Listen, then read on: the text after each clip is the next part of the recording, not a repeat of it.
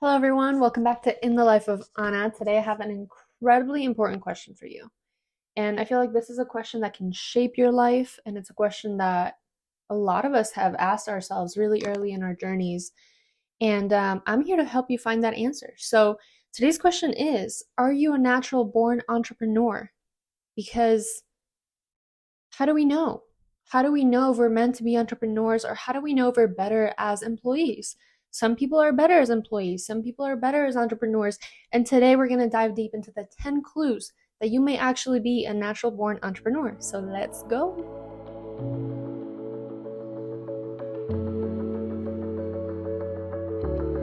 Okay, so the first clue is you have problems with authority.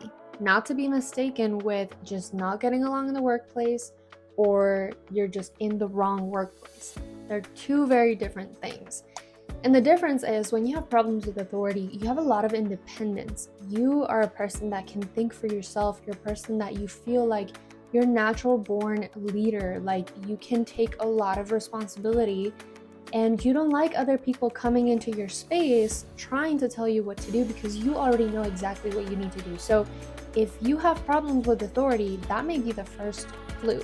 The second clue is you have a bigger and clearer vision of the future, of where you want to go.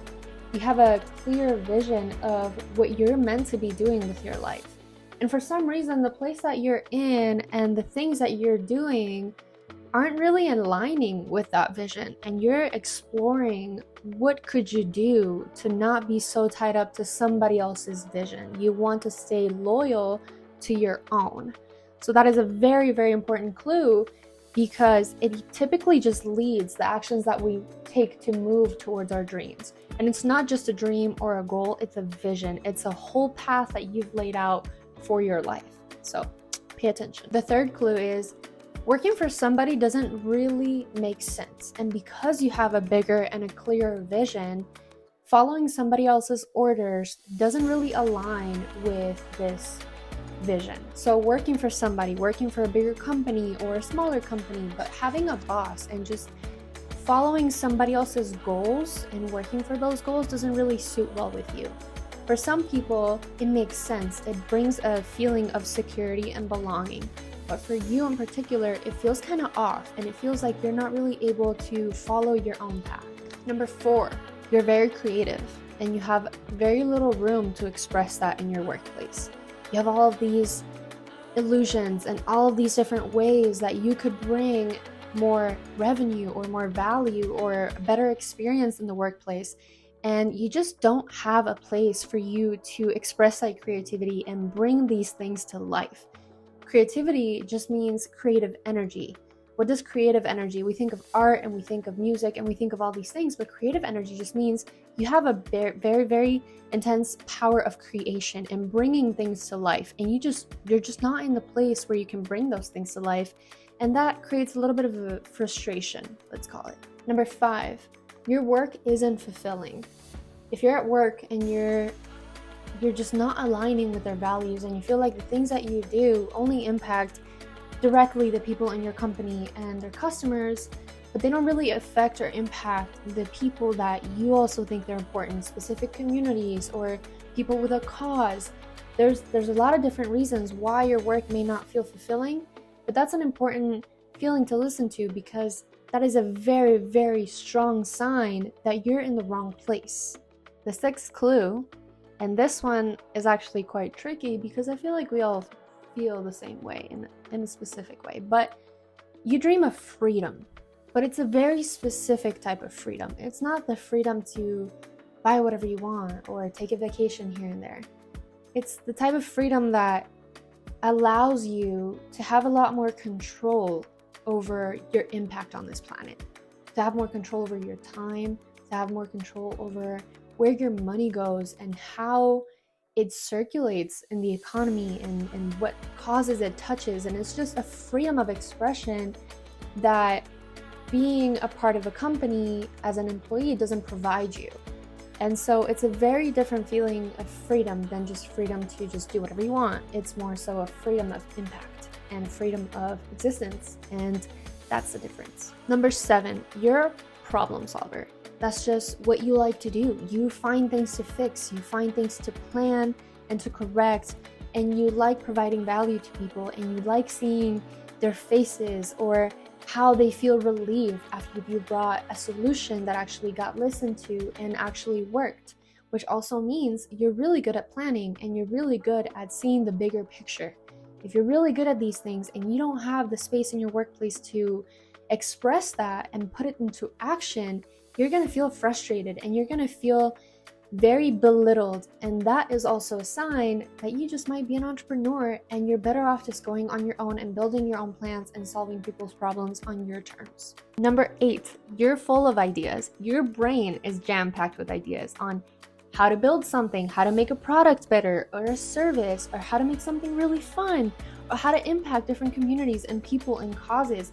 You are full of ideas and you're not in an environment where you can express these ideas and bring them to life, because that's your creative energy at work.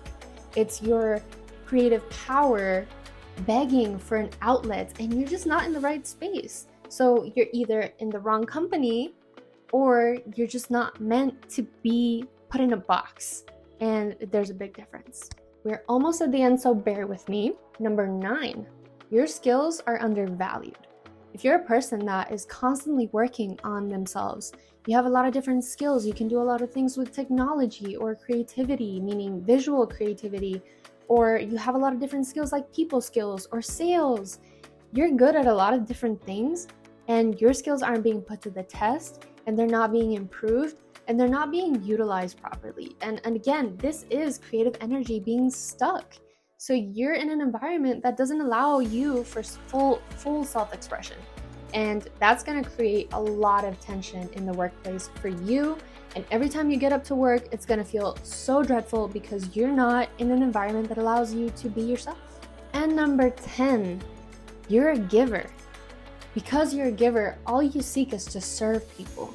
You want to help others build things, and you want to help others realize their dreams, and you want to help communities, and you want to help your family, and you want to help yourself, and all you can do is want to help people. And this energy is very, very special, because even though all of us have ways in which we want to help, a giver is a person that gives so much of themselves to make sure that others are not just satisfied, but their problems are solved, and they're content, and they're happy, and they're safe, and they're secure, and they feel like they can come to you for reliability and for help and for aid and just to feel good. They feel good around you, and they feel like they can trust you. And that's very, very important and a very, very key element to being an entrepreneur, because this business is about just yourself. This is about others. When you're an entrepreneur, you're constantly interacting with people, you're constantly serving others, and you're constantly helping other people also get to the top. And that is why being a giver is a super intense and just clear sign that you're an entrepreneur. If you just like to give, and there's other caveats with that too. You also have to know how to protect yourself, but that's just parts of the lessons that you learn once you actually become an entrepreneur and you get into the business of helping other people. So, and because you stuck to the end, I really want to give you one last clue that is also really important to know, and it's you feel like you're just meant for something bigger. It's in your heart, it's in your spirit. You just know that you're meant to be just huge and have impact, and you're just meant to change lives, and you can't do that necessarily sitting in an office working for a company that doesn't match your values and your ideals and your vision. And that's how you know that you're meant to be an entrepreneur. Thank you so much for sticking through this whole video, guys. I really, really was excited to share this with you because it was a journey for me to identify if I was meant to be an entrepreneur or if I was meant to be an employee. I was a horrible employee and I just couldn't find my place. I thought I was a loser. And so for me, finding out that I was actually meant to change lives and be an entrepreneur this way was a game changer. The last thing I want to say, you guys, is entrepreneurship isn't necessarily about wealth and money and these luxuries that we dream of. Of course, it's really good to reward yourself for your hard work. This is a really rough road to take. So if you decide you're an entrepreneur, get ready for the real challenge, because it takes a lot of determination and patience and discipline and a lot of applying lessons from different books and people and just so many different things. There's so much growth in entrepreneurship, and in the end, it's meant to serve people. It's meant to serve yourself, your family, your friends, and people way beyond you. And that way, it becomes a very, very fulfilling work. Of course, you can get away with not doing that, but why would you? You want to give meaning to life. And so I encourage you, if you are a person that has identified through this video that you're an entrepreneur, type it in the comments below, say, hey, I'm an entrepreneur, thank you, and thank you for making that decision and being brave enough to identify that in yourself.